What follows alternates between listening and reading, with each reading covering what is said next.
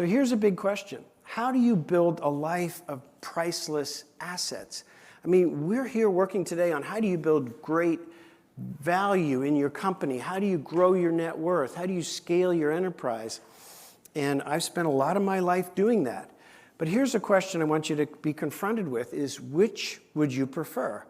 A life of accumulating very valuable things or a life of curating and savoring priceless things?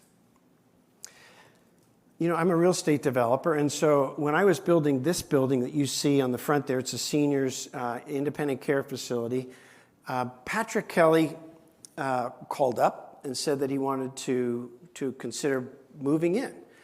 Well, I knew the name Patrick Kelly. He was one of the biggest real estate developers in Canada. He built the first indoor mall in Toronto called the Eaton Centre. And so I'm thinking, wow, I'm going to this guy's house to try to convince him, like I'm 29 or 28, I'm going to convince Patrick Kelly to move into my building. So I'm nervous, you know, you walk up these stairs, 8 stairs to this big white house, and he opens the door, and here's Patrick Kelly, and he showed me all around his house. Every room, he had pictures of some of the most amazing buildings around Canada. We sat down, we talked through this building. I gave my very best pitch, and he decided he was going to move in. And I walked out the door, and at the top of the stairs, I walked out the door, I heard the door shut behind me, and I thought, if I stay focused and work my butt off, I could be just like him one day.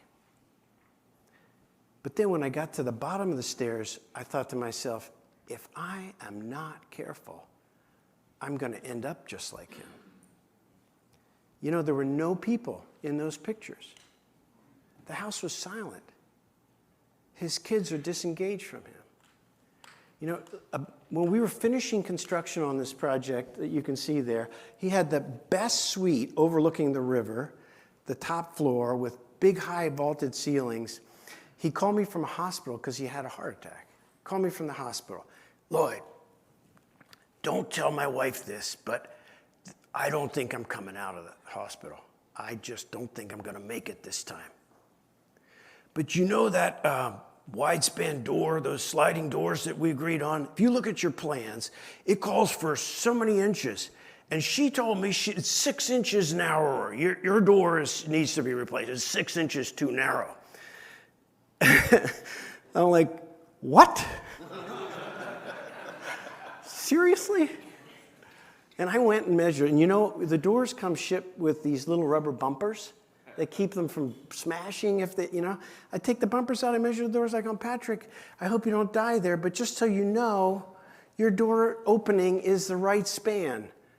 And I thought to myself, I don't ever want to be like that. He spent his whole life trading priceless things for valuable things, and he ended up with deep remorse. So the last thing Don and I want to do is help you build a badass company and have a horrible life.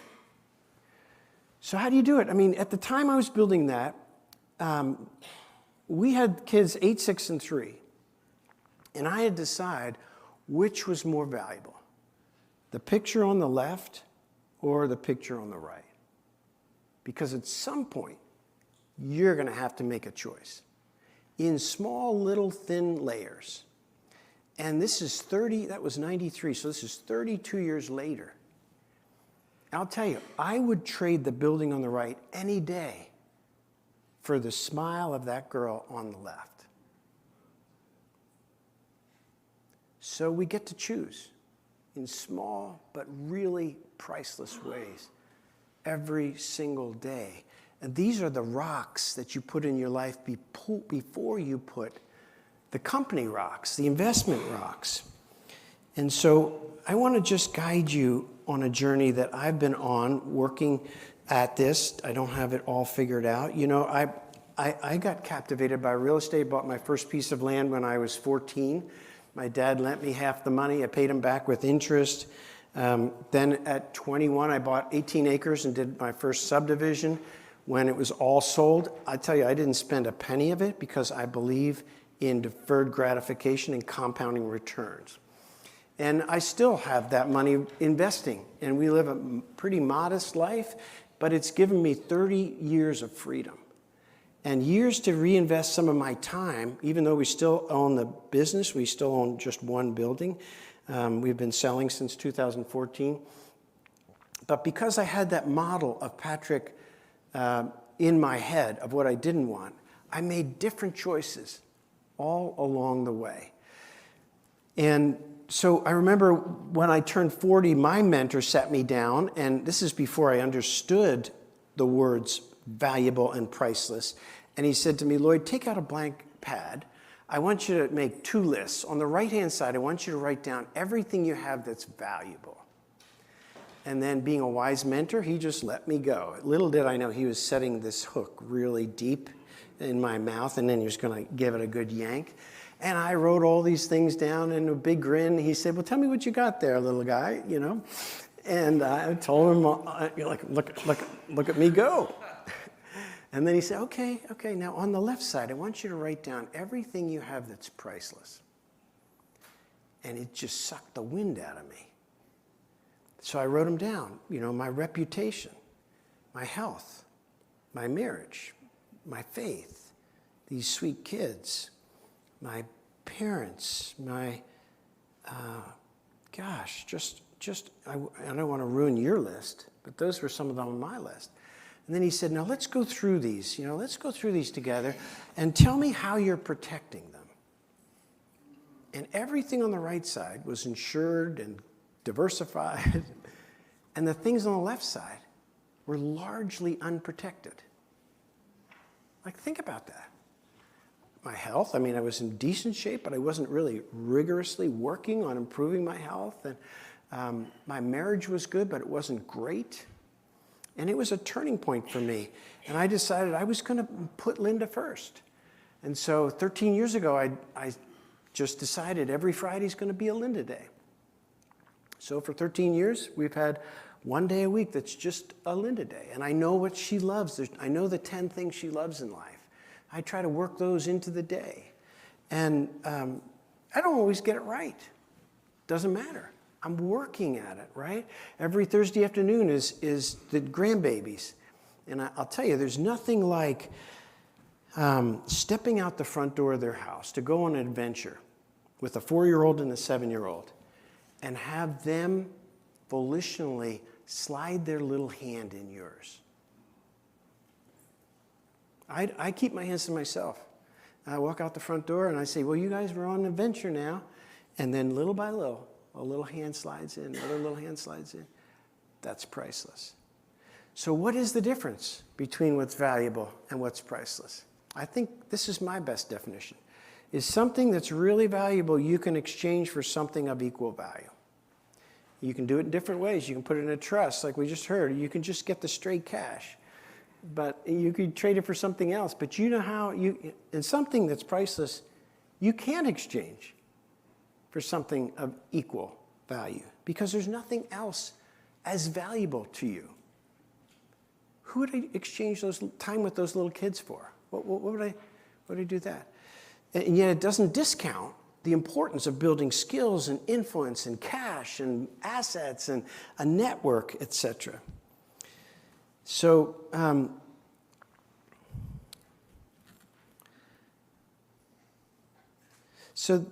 this is 5 days ago. This little boy, Teddy, came into the world. This is our 5th grandbaby. Teddy's mom was born with a rare form of growth disorder called Laron dwarfism. We didn't know why she wasn't growing, but by about 2, we could tell that she was still 12 pounds and something was really going to be wrong. And it took time to go to children's hospital after children's hospital. And we got one diagnosis after another. And one doctor said to me, well, you guys are both kind of small, and you can't get rats from mice, which I thought was really a comforting way for a doctor. That's exactly what he said to me. Thankfully, I'm looking for the facts, not the feelings. Another one said she has achondroplasia, which is when your legs shape and you go through multiple surgeries. And Finally, one doctor, we came in the room and he said, I know what's wrong with your daughter. She has IGF-D deficiency. She has a deficiency in a protein that your body forms, and she doesn't form that protein. And lo and behold, later that month, there was an article in the New England Journal of Medicine of potential treatment for it. We got her into clinical trials. She started to grow. A few years later, Genentech orphaned the drug. It was not economically viable. They're running a commercial enterprise. They just stopped producing it. And she was growing and catching up to the norm. She started out 8 standard deviations below the norm, and she was catching up. And so now you've got a 5-year-old that's got 8 more years of growth and no drugs. And I took every Friday for 3 years.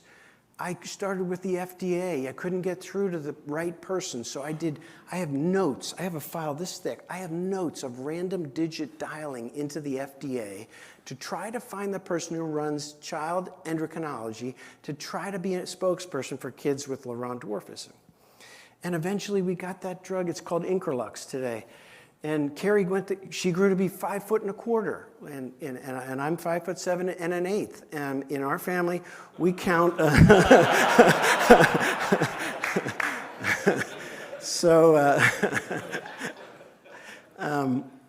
And she came home from college on her junior year or whatever, and she said, Dad, I've heard the stories, and you gave me 2 shots a day, and I know that's why I've grown, but I would love for you to sit down and just tell me the whole story. I pulled this file out, and I started with these yellow sheets of random digit dialing, 202, 234, 0001, cross off, 0002. And finally, Michael Elliott answered the phone, and he got me into the right person, and little by little. And here's a letter from the lady at the FDA that said, Carrie, your dad's such a good advocate, but with God, all things are possible, on FDA letterhead. And we sat there and cried. So this picture was Carolyn, who's married, who's a missionary with Crew in Germany, runs their campus ministry, calling me on a video phone saying, Pop, this is your latest little boy, Teddy. I think he looks like you. That's priceless. But it took time. It took intentionality. You're in a family on purpose. You're a leader. You have to know what are the issues of each and every person you love. And it's going to require time and effort. And at the end of the day, it could be priceless. So how does a wise investor act? They build valuable, lasting assets, talent, influence, wealth. If I didn't have talent, influence, and wealth, I couldn't have done everything I did to get. I'd be at some factory working away, just grinding away, and I'd be hoping like anything somebody else showed up for my daughter. And then they trade those priceless things for things that last. And they focus on savoring and protecting and enhancing the priceless things. The unwise investor looks for the fastest and easiest route to wealth. Along the way, they trade things like my reputation, health, relationships, and years of my life for valuable things. And then I trade the wealth for things that simply don't last, chasing a mirage to a destiny of regret. Now, I've spent 23,000 hours coaching CEOs on a journey from success to significance. And this is the classic story. If you have to be intentional not to end up as an unwise investor. So I want to share with you what I wrote about my life as a fictional autobiography. So this is what my life would have been like if I had lived the last 63 years in an all-out pursuit of the American dream.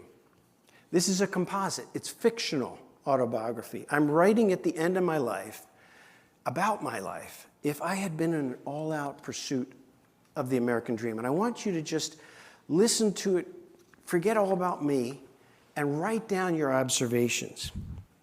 So first of all, you have no idea how hard I worked to get into the best college I could. And then when I graduated, I was surprised that the world around me didn't fully recognize just how smart and capable I truly was.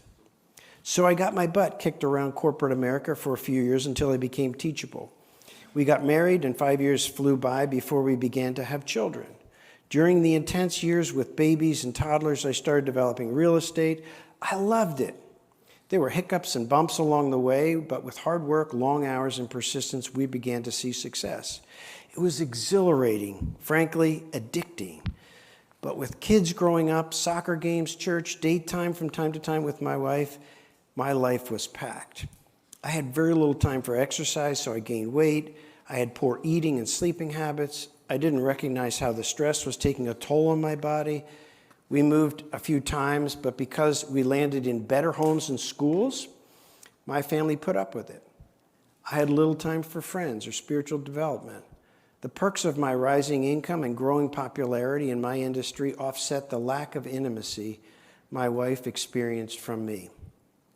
We drifted along, not recognizing that we had unknowingly become a child-centered family rather than a marriage-centered family.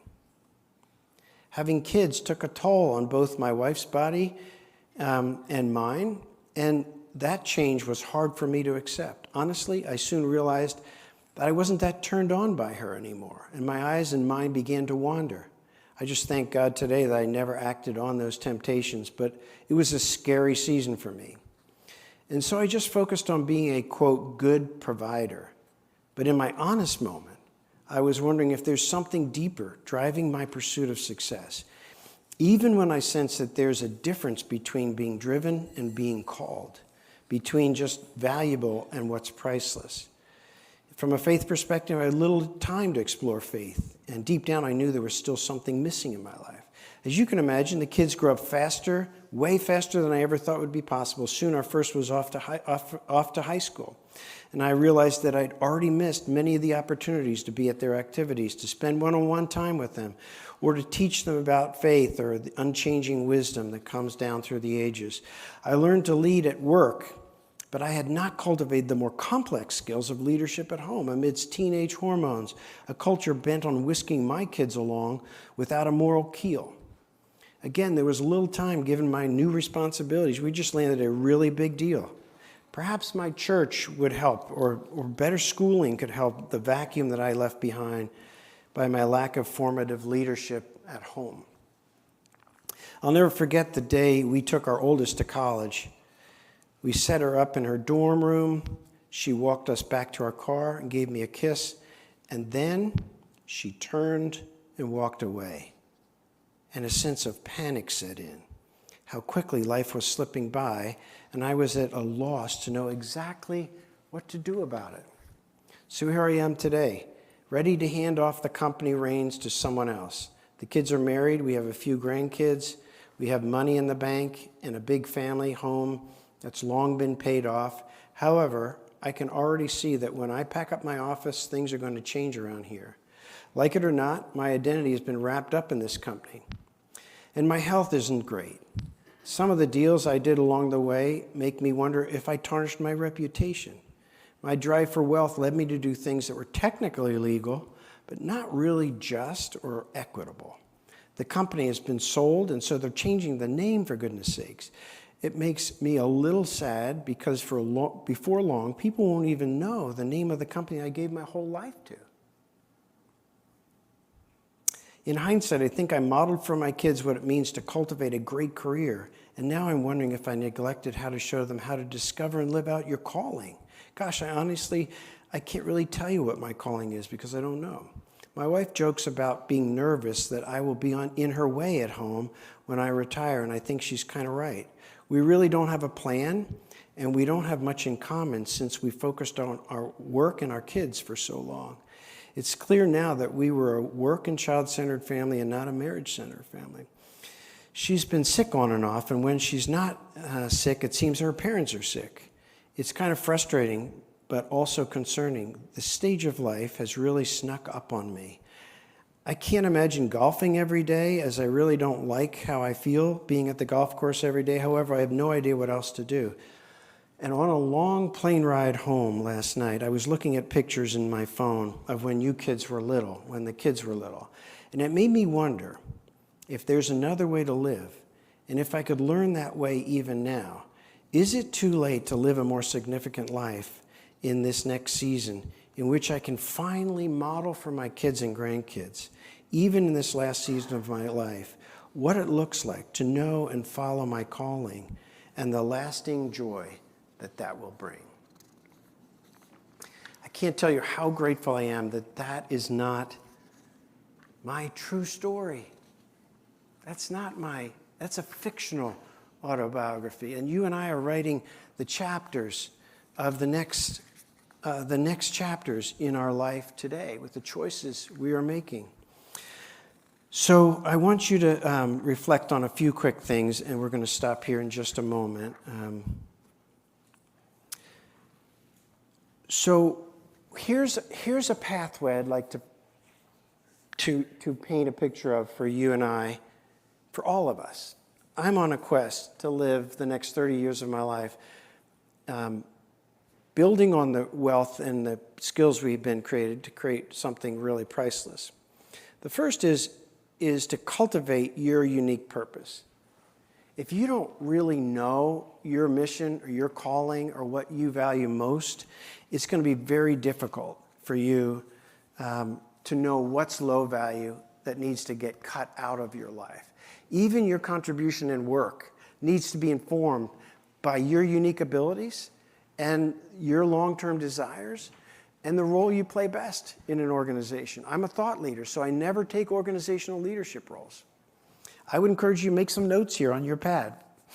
It's amazing the difference in the amount that you retain and turn into action when you take your thoughts and write them down. But when you're confronted with a deep topic like this, sometimes you're tempted not to write anything down because it stares back at you. And I face the same thing. We're all in the same boat together. I'd encourage you to write stuff down here because it stares back at you and it'll confront you with what you really want to change. So secondly, get clear on what's valuable and what's priceless. I would encourage you to write down, write even now, it only takes about 20 seconds to write down what is in your life is truly priceless to you. And what are you doing to protect it? Or is it largely unprotected like it was in my life? And then third is never trade priceless things for something valuable. It's just a bad deal. Like these are your definitions of priceless and valuable, right? So let's just make it a pact that we're not going to trade the priceless things in our life for the things that are just valuable. They're going to dissipate. And then lastly, cultivate the disciplines to savor, protect, and celebrate what's priceless.